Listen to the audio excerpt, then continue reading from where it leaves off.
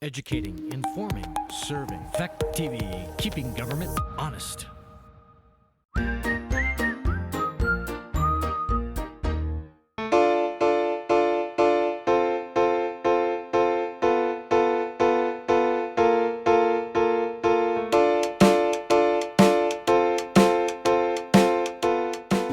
April 5th, 2021 DRB meeting.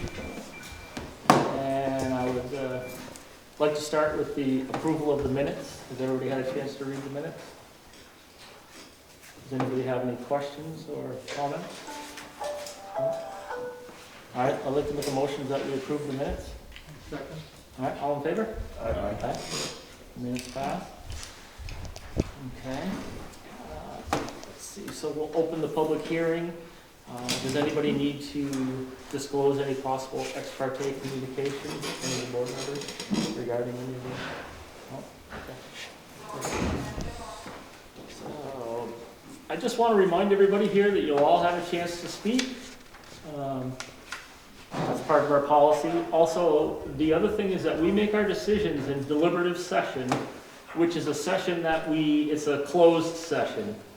And it would be just the board members. So what we do for this meeting is we'll gather up all of the information from you folks and that we think we need to make a proper decision. And if it turns out that there are other questions that we have, we may go back to you. The other thing I would like to ask is when each of you speak, if you could stand up for me if you can, and if you could just state your name very clearly so we can get it recorded and that's Depending on the volume, we might have you come up to the post, depending on how loud you can be. how much you project. Okay. So I think there's no changes to the agenda, Russ, that you have? Okay. So we're going to begin with new business, and that would be application number 2143. The application is for the Rainey Dairy Farm LLC, Peter Shumlin, owner and applicant, property located at 700 Westminster West Road. The applicant is requesting a minor subdivision to create 2 lots from the 161.6 acre farm. We're going to review this application under section 311 site plan review, section 447 rural residential district zone, and article 8 subdivision of land. This will all be from our 2017 zoning bylaws. So I think the way we would proceed would be, Mr. Shumlin, are you going to speak to the application for us? Sure. I mean, thank you, Mr. Chair. It's a pretty straightforward application. Be happy to answer any questions you have. Basically, I assume you all have a survey undertaken by Stephen Arno. But really, the request is to create 2 lots. When my wife and I looked at the particular farm involved, this particular land has no agricultural use or value. There are a lot of houses on the road already, so we think it's perfect for housing. And we see the future of this particular piece of land as being really conducive to housing for, as you know, a lot of folks are looking for places to live right now. And it's pretty straightforward. I'd be happy to answer any questions, but as you can see, there's roughly a 7-acre lot and a 13-acre lot. And we think they make good housing sites. So be happy to answer any questions you have. Appreciate your consideration, and we'll be here to help out if you need me. Okay. Thanks so much. Do any of the board members have questions? Before we move forward? I do not. Okay. Everybody understands everything straightforward? Okay. All right, thank you. Now, we invite other folks to speak regarding the application. Mr. Chair, my name is Fletcher Proctor. I'm here representing Philip Ranney, who lives down Old Cotting Road. And as it has been submitted, we are here to speak in opposition to the application. The first thing, frankly, is a technical issue. We don't believe a good notice was given of the application. In the packet I've given you, I think it's Exhibit C, is a picture, if you can make it out, of the notice that's posted to a tree set back in the woods off Old Potting Road. I'd estimate it's probably 40 feet back from the road, so not even visible from Old Potting Road, or not even legible from Old Potting Road. And finding the notice itself is sort of a Where's Waldo exercise. The other thing about it is that we believe is a defect is that your zoning regulation says the notice is supposed to be posted on the nearest public right-of-way. Old Potting Road is not a public right-of-way. It was discontinued long ago, and there's a memo in your packet that was written by your zoning administrator a few years ago stating that. We also question whether this qualifies as a minor subdivision. You're basically creating, the applicant has one lot and he's creating three. The fact that one of those lots has a pre-existing residence on it doesn't change the fact that one piece of property is turning into three. We think under your zoning regulations, that means it is a major subdivision, and consequently the application is lacking a great deal of information that should come in with a major subdivision. The lots, the building lots being created further in on Old Potting Road, because of Old Potting Road not being a public right-of-way, the lots have no frontage under the definition in the zoning regulations. That means they have to have deeded access, and they don't. There's no deed giving access to those lots, no easement deed over Old Potting Road. And based on that survey that you have, it looks like probably 10 different landowners would have to give their consent to the full use of Old Potting Road. Old Potting Road itself also is a problem for this kind of development. The applicant's correct. There are a number of houses down there already. I would submit that's not a reason to make a bad situation worse. It's a one-lane road. If somebody comes the other way when you're going down it, you have to pull off, not just squeeze to the side, but literally get out of the way. It's also, you'll see from the pictures I've included, got no drainage. There's no ditching down either side of the road, which makes it challenging at this time of year. But also, both of those things, if you ask me, create a hazard.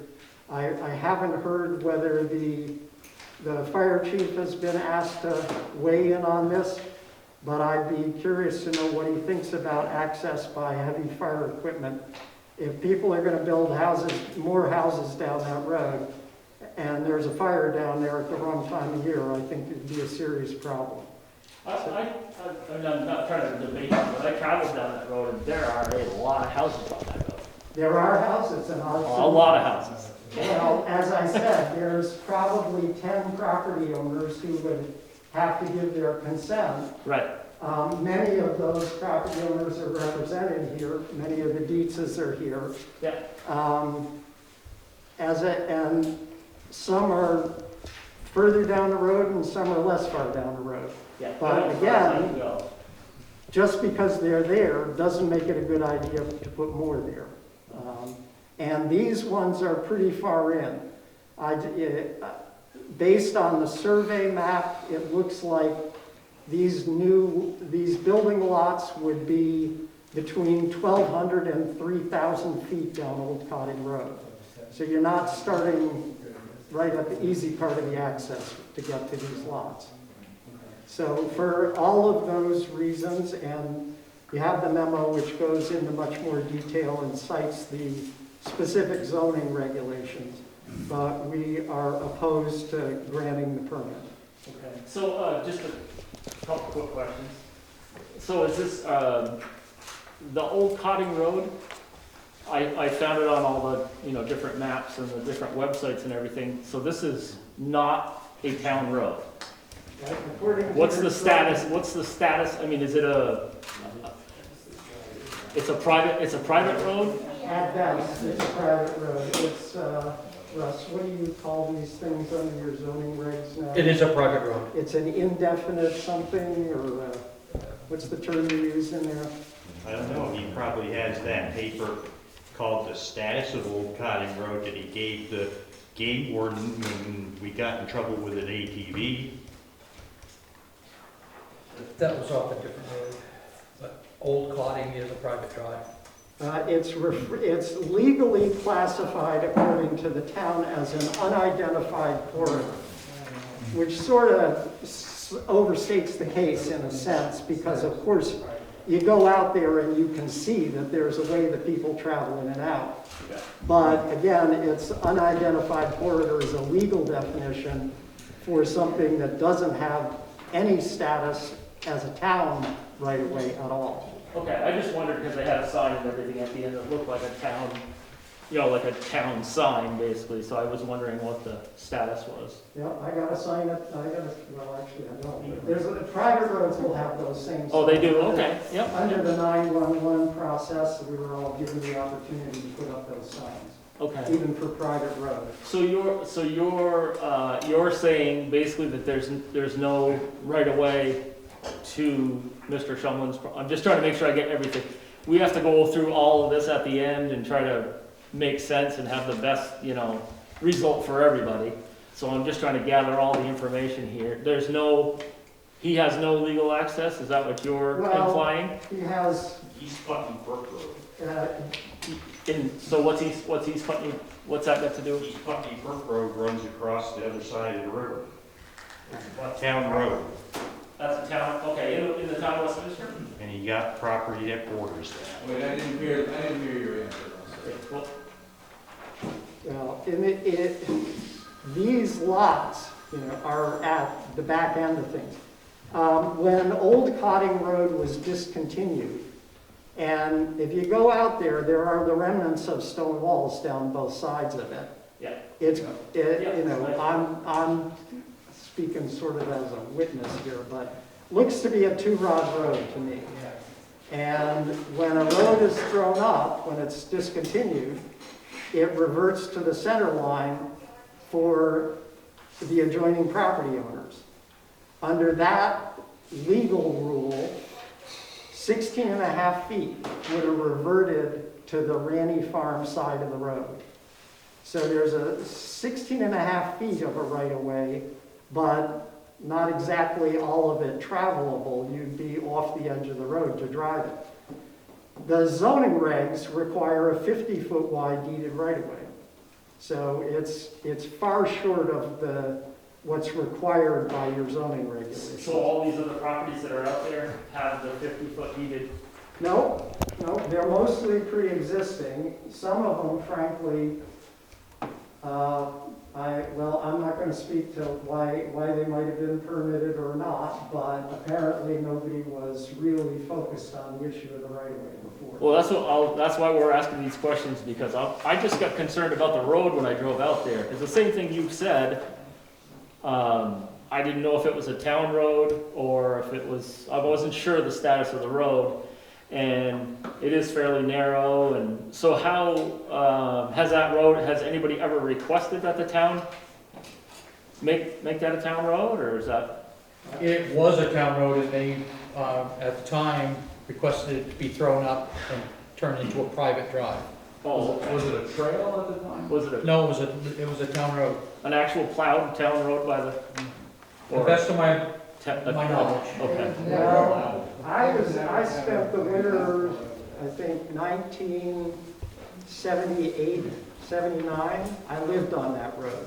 Oh. And I'm telling you, no town plow ever Oh, pulled it. okay. Howard Deeds had a Never crawler, said a blade, and yeah. he would bring it out through there, but no town truck ever turned in that road. Yeah. Well, all I'm trying to determine right now is like, first of all, is there access, you know, to the piece of property? Obviously, he owns land that goes to it, so he could make another driveway himself if Mr. Shumlin wanted to, he could make another.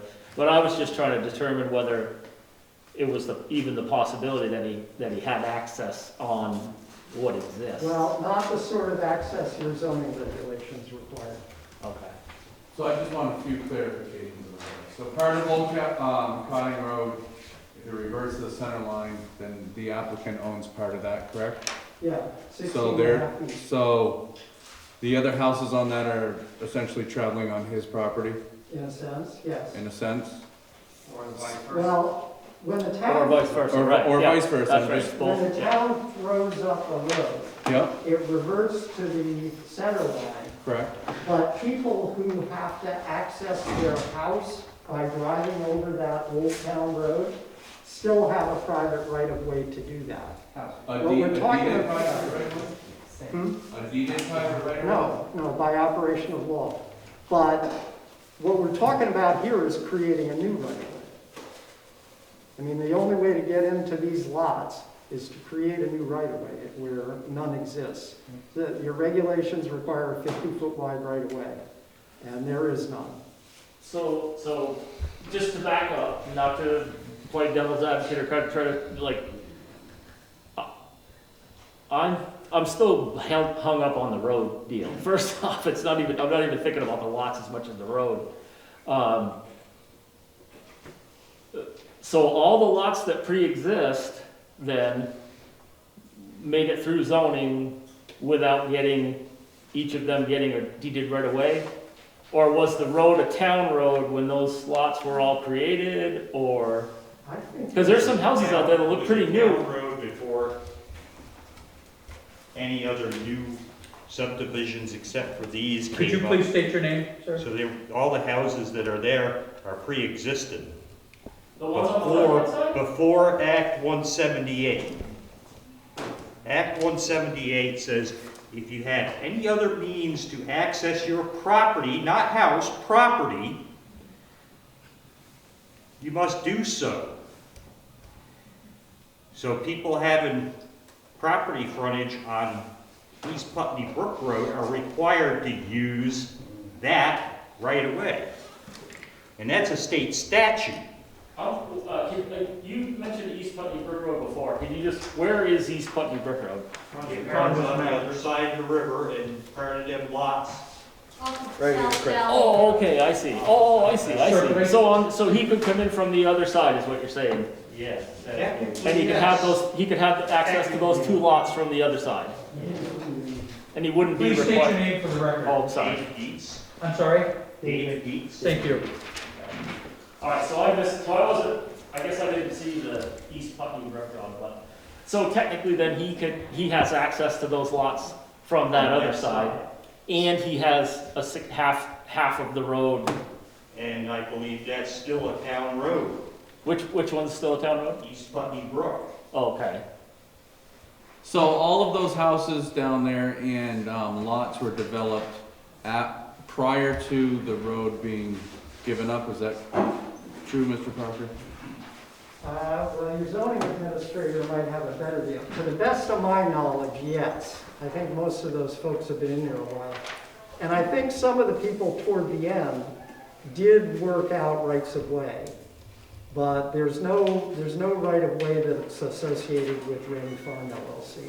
So how would I think I they, can say something here, to clarify. Because I was on the Ancient Roads Committee that Could you was please set state your up. name, sir? My name is Jared Rolston. Thank you. And I was on the Ancient Roads Committee that was set up because of these unidentified roads that didn't have a status that was clarified. Old Cotting was one of those roads. It had no status. And after the Ancient Roads Committee met and made a determination, they decided it is a private road. So therefore, people who owned the land and lived on that road, that section went by their property, reverted to them. However, everyone on the road has a right-of-way to access their property. No, they don't need to get a right-of-way, it's just granted because they own property on the road. So anyone who owns property has a right-of-way to access their property.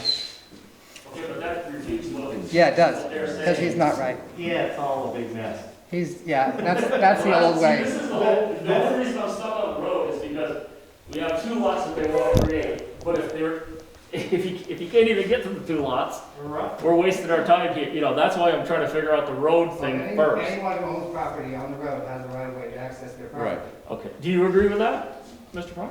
Yes, I I just don't think they get to create new rights of way.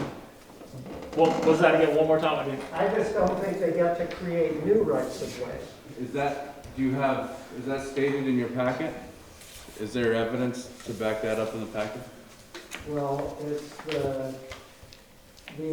the fact that, well, maybe David can speak to Act 178 better, but the fact that you retain a right-of-way for access when a road is thrown up, I'd have to dig up the case for you. It's a Supreme Court case that says that. If I remember correctly, it was contingent upon if you had any other access, you were required to use it. Yeah. So that doesn't mean you retain a right of way if you have other means of access. So if you have other means of access, you don't retain the right of way. So I guess I'm still, I didn't quite hear the answer that I was looking for. Old Cotting Road, there's many houses on it. It was thrown up at one point. There's new construction after that, or new lots that were developed? No subdivisions, nothing since, the houses down on the left aren't relatively new houses? Not that, I mean, not since Act 178. I mean, what Well, not David Act- just described is not just Act 178. That was the legal definition of an easement by necessity. That if somebody landlocks a parcel, they, by implication, leave you with, they have to give you a right-of-way unless it's specifically excluded. So what the legislature did was grafted the existing common law definition of an easement by necessity into 178. But an easement by necessity says exactly that. If you have another route of access, you can't get an easement by necessity. And this property, if you start out looking at the whole property, it's, East Putney Brook Road is the closest to the back side of it, but it also fronts on McKinnon Road and on the Westminster West Road, Right. just at the other end. Sure. This whole property is not devoid of access. It's only when you start trying to carve building lots out of it that you run into trouble. And if I remember correctly, there's an access road behind the barn that runs out behind the farm, out behind Philip's house, that can access that property. So what's your name? Howard Dietz, Thank you. sorry. So there is other access besides South Valley Road or East Putney Brook Road on the other side of the brook. By the way, the other, Just ask, right out here, straight up question. Is the road the big issue? pretty much, yes, we've been asking that question for quite some time. Right, and that's why I'm sticking on the road right now, because I keep don't blame you. hearing about the road. I want to find out what, So, my family, which I'm representing somewhat, yeah, if I speak correctly, about the things that I'm gonna speak about are that we've never really asked the town to help plow the road or do the maintenance. We've all done that for 40 years on our own, with our own expenses, our own equipment. And all the new development is gonna put more strain on our stuff. Frankly, we don't want more access, and right-of-way doesn't mean that we need a definition on right-of-way, whether that does not mean you can improve it, it means you can travel over it. Not going there with big dump trucks and start dumping all gravel and making a super highway out of it. That's not what we're looking to see, no matter who moves in there. Yeah, we make things easier to get there, but we're not really anxious to see more development up there, for one thing. And I'm pretty much the principal behind the winter maintenance. It's up to my equipment and my family's equipment to get in and out of there. And it becomes quite a little mess as exhibited by the December 25th snowstorm. We had 3 or 4 trucks all stuck at the same time trying to get the roads plowed out. And it becomes quite a strain on manpower and financial to do that. So part of that's the reason we want a definition on who owns and what the definition to the center line of the road. Frankly, we've got 3 different answers over the years about who decided what should be done about it and who owns it. And so we're still in the air about how this whole system's gonna be. Well, that's actually, this is why I'm going into the road. Yep. Because I think that's gonna I'm a happen. little confused now by, the 2 things, because it sort of sounds like, sometimes we're saying that, anybody just gets access over this road, and then sometimes we're saying that they have to get a right of way, and I'm just not, I'm gonna try to figure out, And over the years, it's been quite lopsided on who participates financially, on who helps maintain and makes Oh, sure yeah. over it, Yeah. which is probably gonna get adjusted fairly shortly. So, can I, maybe if I could just ask, Mr. Shumlin, what is is Old Cotting Road what you'd like to have as access to that road? Yeah, That's- in all due respect to those who suggest it, you cannot get to this land that we're talking about from the access they're suggesting. There's East Putney Brook runs through there, then there's a very steep cliff that leads up to the flat land on the, so no one would do that. What they're suggesting would prohibit any kind of building or any development of land. I just want to suggest that we're being held to a different standard than everybody that came before us. And let's remember that, if the attorney here is correct, apparently I own 16 and a half feet of the road that they all travel on. No one else has that distinction. In other words, I'm the only property owner who owns all the way from the Westminster Town Road to the lots I'm proposing. Everyone else is traveling past those lots, or at least to the ditches and forward, is going over land that on the other side, on the south side, is owned by a variety of people. But I think I have the distinction of being the property owner that actually owns the vast majority of the land to the location that we're going to. I've been around long enough to remember that when I was a kid growing up on the west side of this piece of land, which is where I grew up. If I could just speak without being interrupted, I'd appreciate it. There were no houses out there.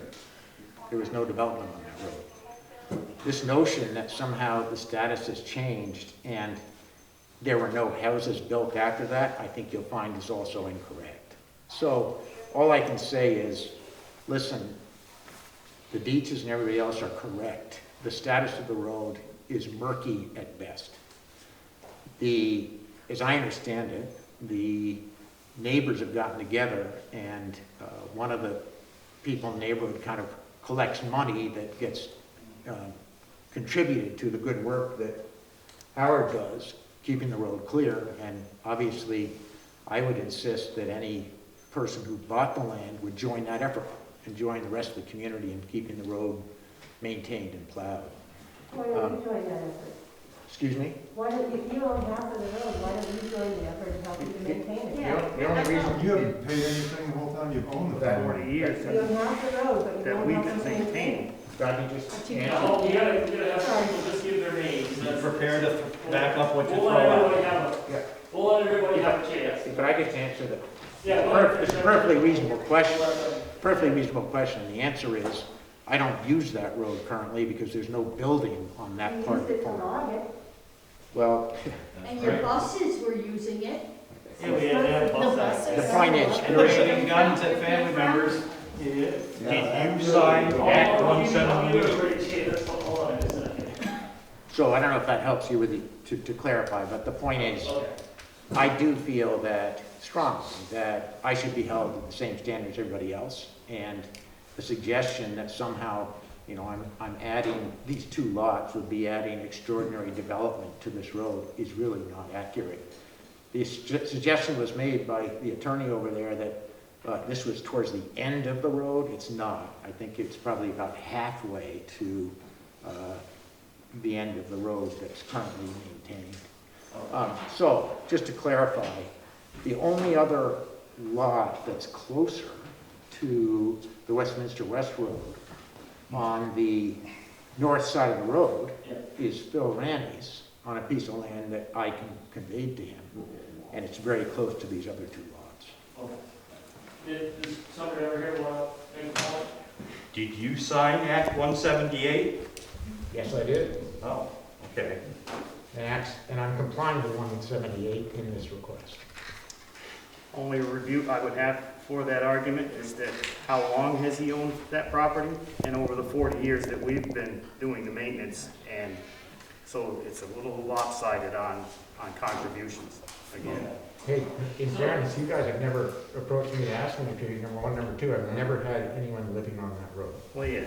Phil does, but it's You not had mine. buses. You had buses with With squatters living people there. there.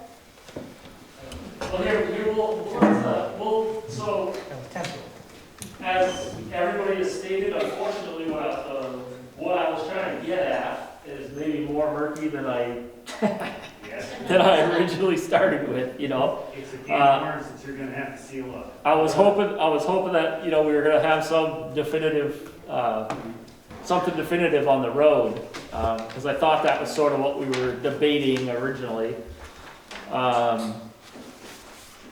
So I think I know what Mr. Shumlin's intent is as far as the lots. I'll look, you know, 158 I'm not familiar with, but, you know, we'll take a, 178, Russ is gonna write that down so we can take a close look at that. And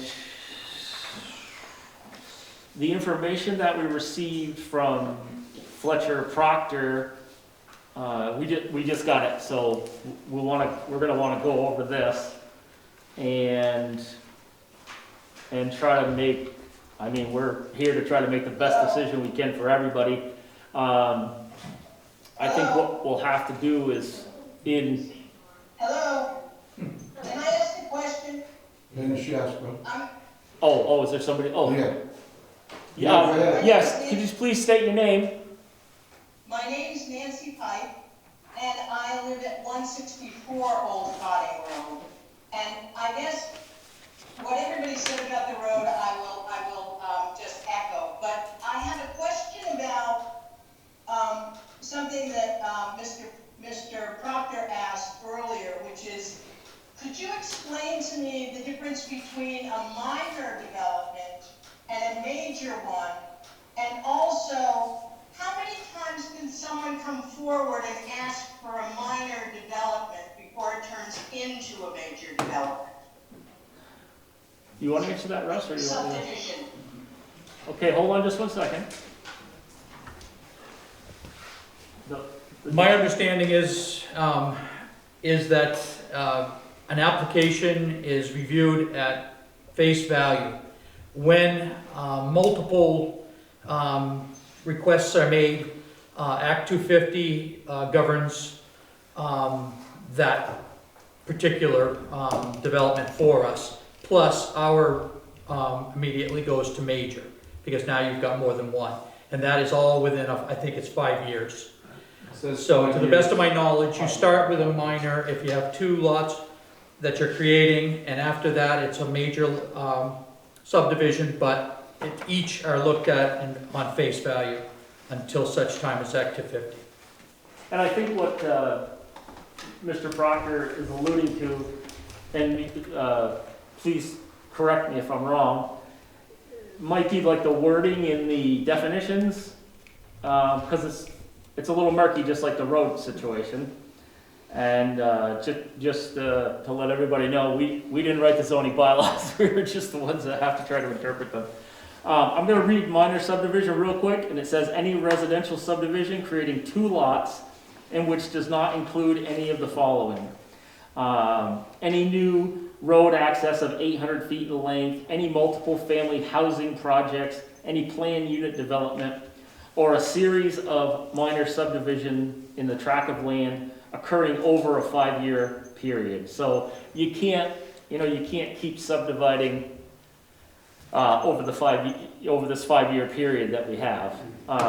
I think the question is, now we're saying, so Mr. Shumlin, if you say it this way, he's creating 2 lots. So that sort of says there, he's creating 2 lots. But if you look at that, it doesn't have the word more. It doesn't say 2 lots, more or less, you know what I mean? So I think, is this what you're trying to drive towards? The minor and major? Because it becomes a major subdivision when it's 3 or more lots. And So it's the creation part that's, If you had one piece of land, Right. and you did that to it, yes, you'd be creating 3 lots. right, and that's where, Just because the proportions are different in this, doesn't Right. make it conceptually any different. right. It's, there was 1 lot there before, And now there's and that 1 lot essentially has ceased to exist because it's been reconfigured. It's now one of the new 3 lots. Okay. Part of it becomes one of the new 3 lots. Right, so that is, unless I'm wrong, it's a technicality basically in the process, because there is the opportunity to file a major, a major subdivision. So we have to have a meeting like this actually in a major subdivision where we go over everything first, talking it all over. So I guess technically we're still in the process. And the technicality, I guess we'll have to discuss that amongst ourselves and Russ and see where we're at with that. But Mr. Shumlin, would you like to have? Mr. Chair, I would just argue that that's a very imaginative interpretation of the law. And if that in fact is correct, what Attorney Proctor suggested, then you can only create 1 lot, 1 subdivision on a piece of land in the future without having a major subdivision. So it's creative, but I think it's inaccurate. And the terminology is where we're, I mean, it's funny when you read it. It is definitely a questionable, I guess. It's not so specific, but I understand what you're saying as well. We've actually all been batting around up here. The only other thing I wanted to just respond to very briefly, and maybe it's not worth responding to, or it's not a concern, but this argument about the notice is, in my view, also creative and inaccurate. All the signage that, yeah, okay. I mean, my wife took a picture of the sign from the road. Happy to show it to you all. But what the notice to me said was, state statute requires the enclosed notice of public hearing be posted within view of the right-of-way until after the hearing. And that's exactly what we did. And it's perfectly readable from Old Cotting Road. Really? And by the way, if it hadn't been, I suggest maybe all these people wouldn't be here tonight. I'd like to say that it all depends where I the would right of also way like to is. make a statement. What's that? I would Under also Act like to make a 178. statement. Hold on, there's one more person. Go ahead. Okay, this is Marty Mosker. I also live on Old Cotting Road. I missed her name. And Thank you. And I indeed also oppose the subdivision. I believe, with clarification, that if it is a private road and has been since I moved here and before I was here, then it should be that Peter's land would leave an easement or another right of way. Thank you.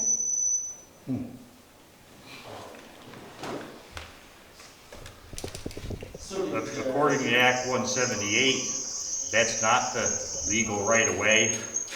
And the legal right of way to access them properties is on East Putney Brook Road. Now, there's been cases that have been decided that it doesn't matter how costly or inconvenient it is to access them properties from that right of way.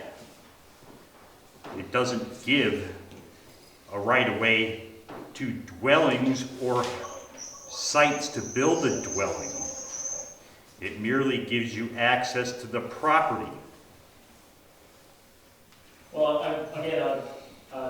And it may be expensive and inconvenient to access from East Putney Brook Road, but that still doesn't change the fact that he has access there. okay, so, I guess, we're basically, maybe, I don't know how you guys feel, but I feel like I'm actually creating more questions than I had originally, of making more, you know, I've got more questions, things that I'm gonna look into. I don't know how you guys feel about. Do you have any questions you wanna ask directly? Does anybody? My wife does. Your wife, okay, yeah, your I name? just want to state for the record, my name is Vicki Goulis, and I do want to state for the record that I do have a deeded right-of-way from every landowner abutting the road right to my property. I was required by my bank to get that, and it is in the town records. Okay, good. Now, so you live, how far down do you live? Are you past these two lots? My property abuts Mr. Shumlin. Directly across. Directly across the across. street, okay. And I want to say, my name's Teresa Sylvester, and my property also is directly across from these lots. I'm opposed to it also Okay, because of the fact that emergency services, fire, the more lots that are out there, the more dangerous it becomes for houses and my family out there. okay. So then do you have the same right away?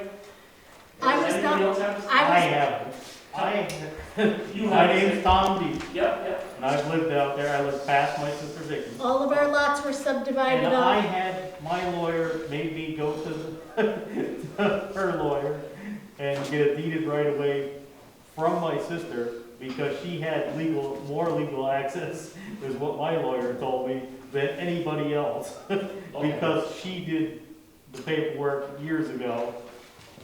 Okay. So is that a 50-foot deeded access? I would have to look at it more further but I would say, yeah, it's legal. At the time. Because When it my was lawyer, my granted, wife they were worked for legal. lawyers at the time, and it was a really good recommended lawyer. Well, Act 178 gives him a legal right-of-way to it anyway because there's no other access except for Old Cotting Road.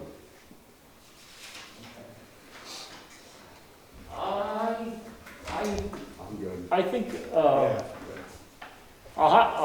we go into deliberative session anyways. I'm gonna leave it like this, that we're going to certainly go into deliberative session. We're going to discuss all this, and I think we're gonna try to come up with, you know, what we have for, the 178, I don't have any knowledge of that, so, we'll have to kind of just go through and make sure we know what we're talking about before we make any decision, and this also from, Fletcher, what you gave us, I'd like to just take some time and look through everything and make sure that, we know what we're saying. You know, I don't wanna make any decisions or any promises or anything else. I think the town should buy the road back.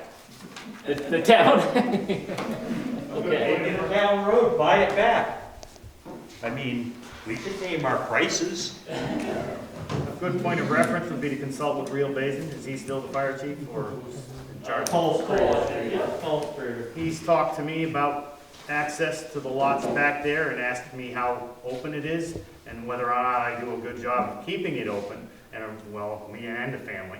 And he's expressed concern about being able to get in there. And there has been an accident down pretty close to Jared's piece of property that was inaccessible, and my own brother was involved in it, and they had to backboard him all the way out of there, at least 300 feet, just to get the truck near him. So there is a concern you might want to consult with the I fire. believe Jared's property had a fire on it many years ago, and the fire truck got stuck down in there. So by adding more lots, I think it's more dangerous to have Was that before you put the boulders in the road? ambulance and fire rescues up on that road, so the town needs to determine that. If everybody, I'm not gonna use the word feels good, but if everybody feels like they've got their chance to talk and, express what they wanted to us. I hate to say it, but why don't you do a show of hands of who owns property and who opposes it? I got a pretty good feeling that I see who's opposing, so, but I think, if you guys wouldn't, yeah, okay, there's one more person back there, yeah? I've got a question. Bill Brandon, I live on Old Cotting Road too. Peter, why are you subdividing the land? Is it for personal use or is it just for money? What it comes down to. What's your reason for subdividing the farm? I would like to know that too. And is this the end of Brandy Farm LLC altogether? Is it gonna be turned into a major development down the road and Or a camp and ground we're all gonna the way lose down the another road. family farm that? Yeah, so I'm perfectly happy to address the future of the land. So you probably know that this is actually part of a larger piece of land that I own and have preserved over the years. And it totals more like 500 acres in total. As we look at this particular piece of land, it has no agricultural value, as I mentioned earlier to the chair, and we think it makes good housing.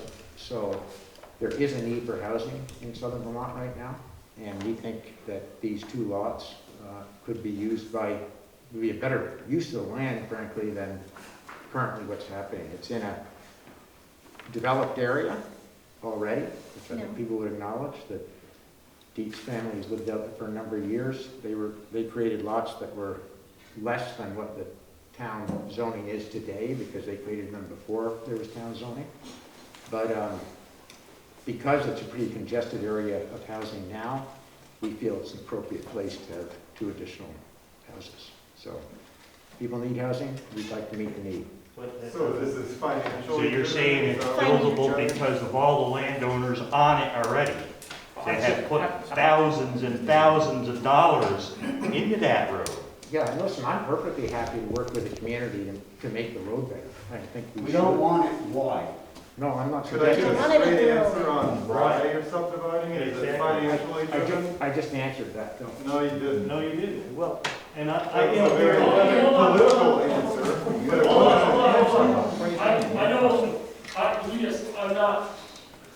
I just don't wanna make this a venue for, I'm sure emotions are running high and everything, but we gotta get to, okay, do you have something to talk about the road or the subdivision, or? So I own property. My name is Jennifer Lenardo. I own a piece of property that my parents subdivided for me. And as Mr. Shumlin just stated, he plans on developing housing. So I think the proper thing to do would be to contact the fire department and speak to Mr. Cole Streeter about access and having vehicles, fire trucks, and everything else being allowed to be going up there. It'd be a safety issue for all of us on that road. I personally do not live there. They've not built on there. But for access and for my family, I think you should consult with Mr. Cole Streeter. Okay, sure. Yeah, well, I mean, the road is obviously something that has to be addressed. I don't know if I have, I don't know if we have any authority over what happens on that road. Unfortunately, Russ is sitting there quiet. He's probably gonna be the guy that has to deal with anything like that. So if you were to encourage the building and the use, non-legal use of Old Cotting Road as access to those properties in violation of 178? I don't endorse anything that's illegal. No, I don't. And I'm not speaking to the 178 that you keep referring to, because I have no knowledge whatsoever of it, never heard of it, never read it. We need to do more, I guess, is what I'm trying to get at. So if maybe Mr. Rainey can give us our final question and. Well, since I didn't get an answer to my question, I'm just going to assume it's financially driven for subdividing the farm and selling 2 building lots. So I would like to ask Mr. Shumlin if he would consider selling the development rights to the farm to the Vermont Land Trust So he gets some money, and everybody else in the community would get a piece of money. Well, I think, unfortunately, I think that that's something you guys will have to work out. We're just trying to figure out, you know, whether a couple of lots get subdivided. We don't have any power over any of the rest of this, so. Did you have something, Tom, that you wanted? Yeah, I wanted an answer. Is this the end of the Randy farm altogether? Is it gonna get carved up into, and we're gonna be back here next year going, hey. You're Tom? Yeah, Tom. he wants to put another lot here, another lot here, another lot here, and we're in a major development, and it's another farm down the tube. Yeah. And the business I work in, I see 13 farms in New Hampshire last year go by the wayside. Yeah. And it's troubling. Yeah. Well, nobody wants to see beautiful Vermont changed. Right. Or New Hampshire changed in any way. Yeah. Okay, so I think, hopefully I gave everybody, everybody feel like we gave you a chance to, oh, okay, sir? Yeah? Yeah, my name is Gordon Hayward. My wife's Mary and I live right on the corner where Old Cotting Road meets on the Westminster West and McKinnon Road. Sure.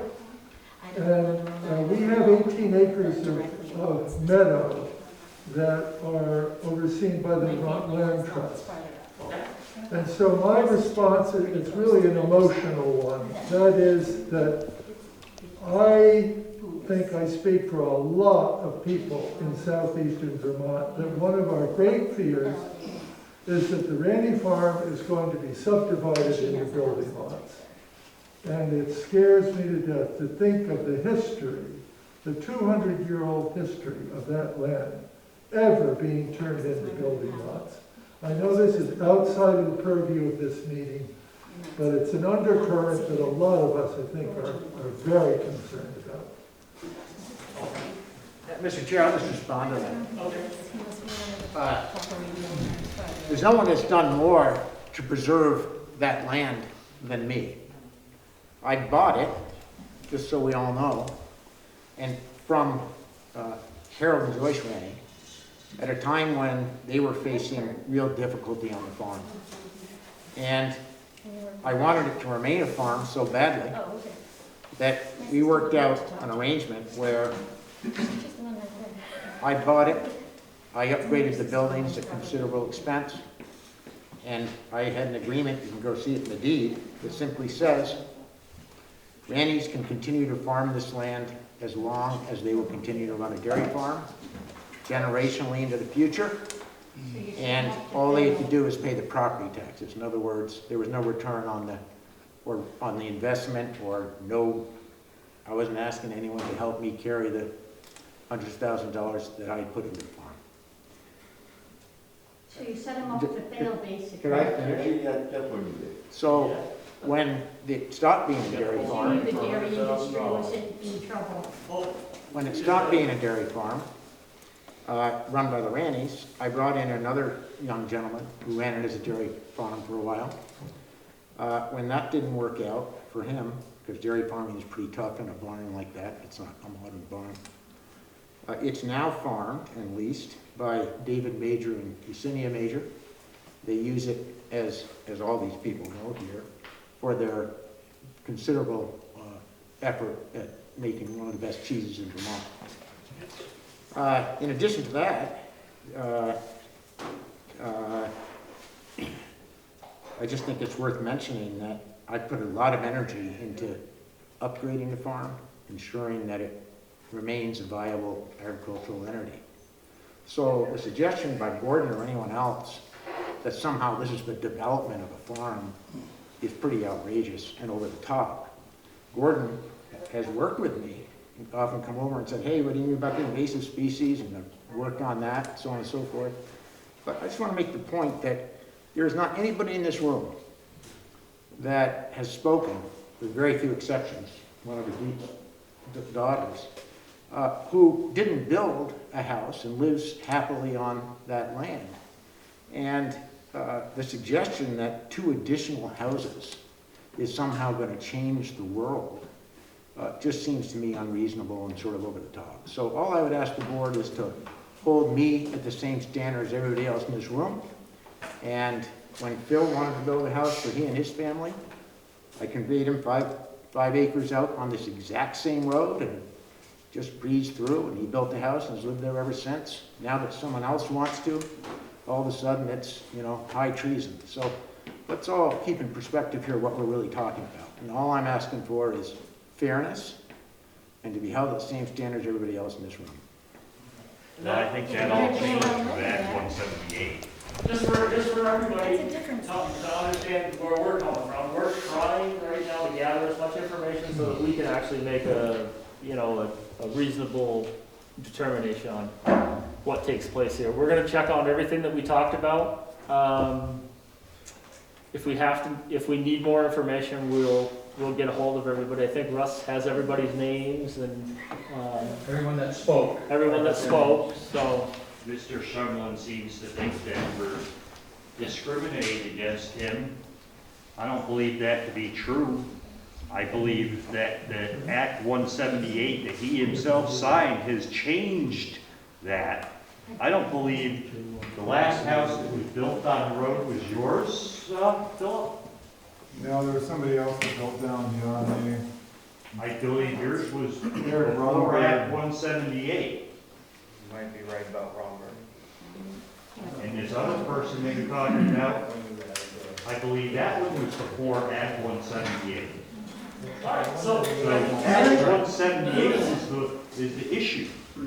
so we'll take one more question from Phil, and I think I'm gonna close down this section. Peter brought up a whole bunch of stuff that was one-sided kind of at the end there. Okay. He's talking about this lease agreement with my parents and all that good stuff. I'm happy to share that with anybody that wants to see it. The fact of the matter is he put a ton of money into that place to make it look better from the road and to rent it out as rental apartment or rental housing as he is now and in the trailer across the road. And me getting my land when he bought the farm from my parents, that was part of the deal. He can talk all day how he wants to say how he conveyed it, he gave it away. Well, my parents weren't going to sell him the farm unless I got 5 acres of land. So I'd like to be clear on that fact. Okay, perfect. So I think if everybody, I'm gonna try to stop things right here. Can I bring up just one more? One more thing, that's it. Also, I had a water issue this summer. Okay. Where I believe my well went dry. And you put more lots in there, and I'm concerned about that happening too. That we're gonna start water wars in there where, now his well went dry because I drilled mine deeper, and they drilled theirs deeper, and they drilled theirs deeper type thing. Okay. So I'm gonna just make a broad statement here, just so you guys all understand. We have a book that we're given here that has a lot of stuff written down. Fletcher Proctor has disputed a few of the things on behalf of you folks, or some of you, and we're going to look into that. But just so you know, none of this stuff is, we're not sitting here, I'm not holding you to a higher standard. I understand, we have to go through this book. What happened 25 years ago, 50 years ago, lots of things happened that aren't in this book anymore. This book became a result of all that sort of thing. So we're going to go through here. We're going to gather some more information. We're going to try to make the best decision we can.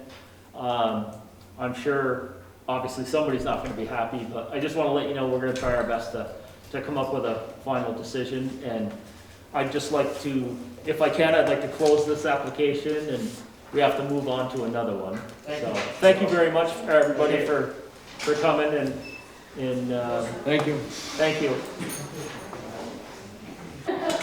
All right, so I'd like to open application number 21-44. Jerry Hyman and Eleanor Riley. Property located at 78 George Hill Road. The applicant is requesting a change of use, creating from the 2-car garage a 1-car garage with stairs leading to a 2nd floor apartment, created by raising the original roof. This application will be reviewed under Section 215 zoning permit procedure, Section 311 site plan review, and Section 446 residential district zone of the adopted 2017 zoning bylaws. Russ, I think you're gonna speak to this one? Jerry, are you on the camera?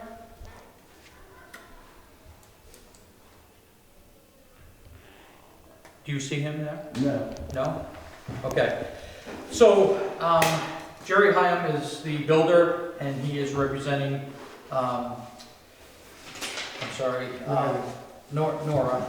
Eleanor Riley, excuse me. And he wrote a letter to be read to you folks, and I've left it in your packet, but I'll read it out loud for the camera.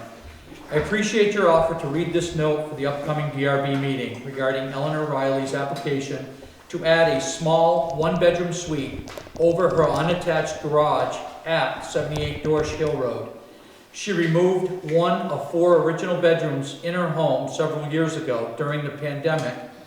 Her children are again spending time at home in Vermont. This project is intended to replace the bedroom previously removed for family use only. But as you explained earlier, you consider any space that could potentially be rented to be an apartment. A change of use must first be approved. Existing setbacks will remain the same, no building footprints will change. The property appears to be currently in compliance with zoning regulations. I posted the notice of public hearing at the end of her driveway the day I received it from you.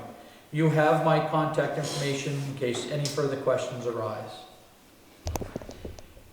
So what they've done is they've removed a bedroom out of the home, as he said, and they're putting up an in-law apartment, per se. And at that point, red flags, of course, start to wave, because, of course, in the change of hands of the property, that will become an apartment of sorts, not for just family members.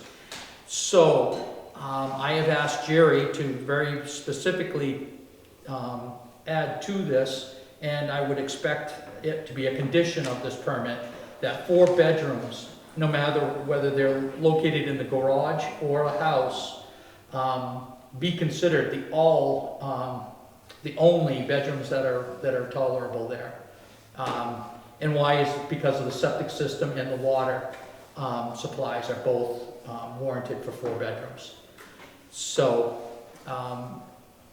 in your packet you have a picture of the garage. It is a very simple garage, and what Jerry's telling you is he's going to take this roof off, he's going to add a second floor, take one of the bays away and create that as an entranceway and access this apartment from the second floor. The apartment, is it gonna have a bathroom or? Absolutely, it's going to be a shower, bathroom, kitchen, yep. That's why it was brought to you folks, because it's not going to be just a room. It's not just a camp spot where most of the work will be done in the house. No, it will have all the intended uses in that apartment. So in our bylaws, of course, we recognize, and our town plan, we recognize housing for family as very, very important. And so it is a viable application, and now it's up to you folks to review it and understand what he's asking. He's truly asking. And as far as the use goes with water and all, then are we saying that it's gonna be twice, in other words, it's more than just a room, is almost 2 properties on one, which means, will there be enough water? The state of Vermont creates water usage and septic usage by bedrooms, not by kitchens, bathrooms, water closets. It's all done by bedrooms. So when you apply for a septic permit, it's done by how many bedrooms you have. Okay, so in a sense, this is the same. This is exactly the same, and that's what I'm saying, is that one of the conditions that I feel that you should be adding to this is that the total bedrooms do not change. That if for some reason someone purchased this home and created the 4th bedroom back in the house, they're in non-compliance. What about footings in the garage?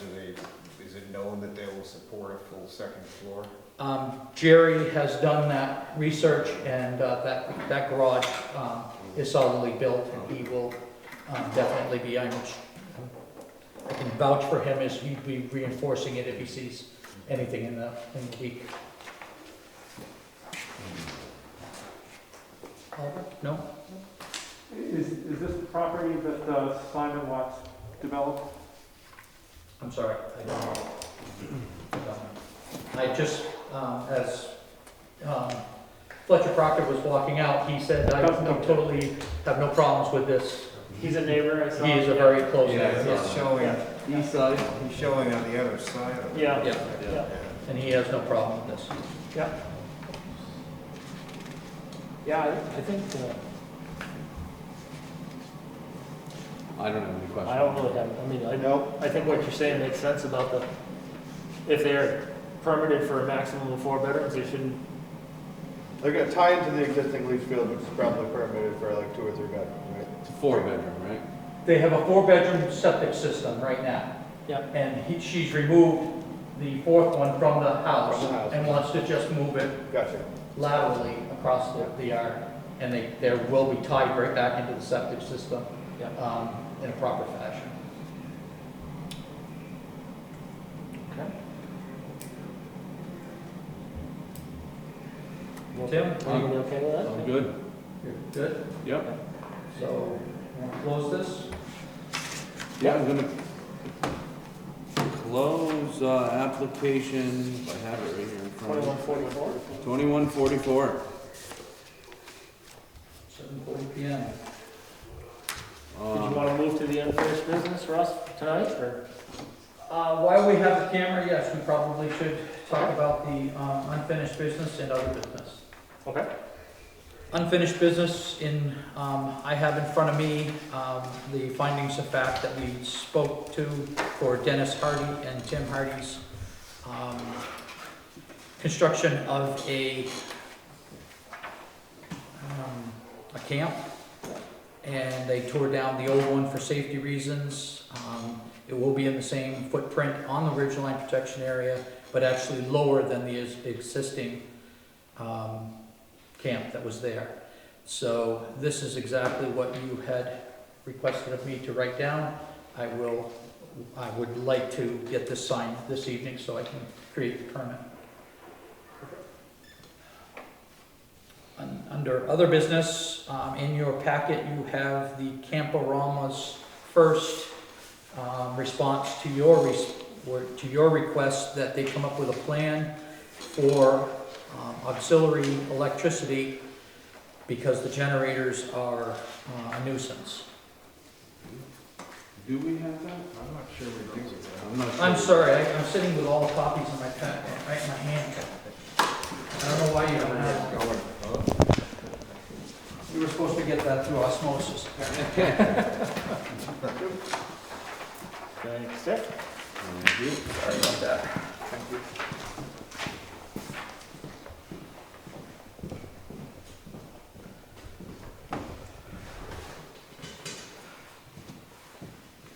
So I sent it to you earlier, and I also sent you the letter that I sent and for you folks to give to the Cheneys.